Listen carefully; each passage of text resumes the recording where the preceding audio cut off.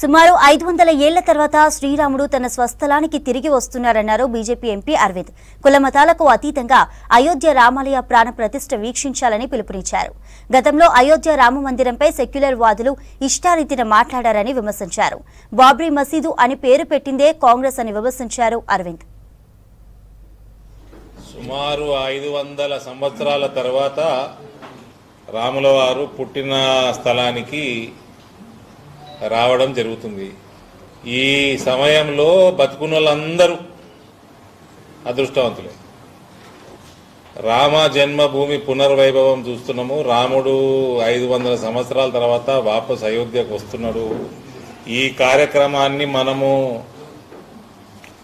Direct గానో through channels through TV screens indirect గానో చూడడం, ఇది అందరం ఇప్పుడు ప్రపంచంలో బతుకున్నాడు ప్రతి ఒక్కడు కులం మతం దేశం అతీతంగా అందరూ అదృష్టవంతులే.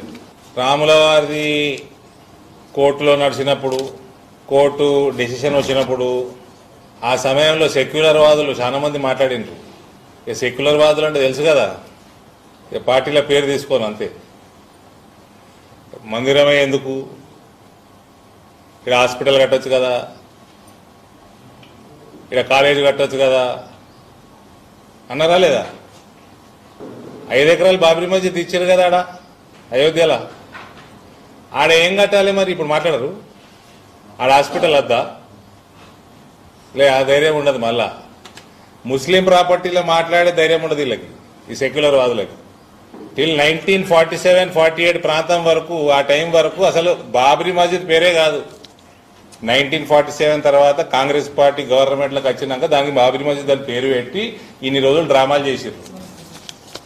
డ్రామాలు చేసి మళ్ళా ఆడ హాస్పిటల్ కట్టొచ్చు కదా, ఆడ కాలేజీలు కట్టొచ్చు కదా, బాబ్రీ మస్జిద్ ఇచ్చిన జాగాలు కట్టమని చెప్పారు. మేము వద్దంటున్నామా?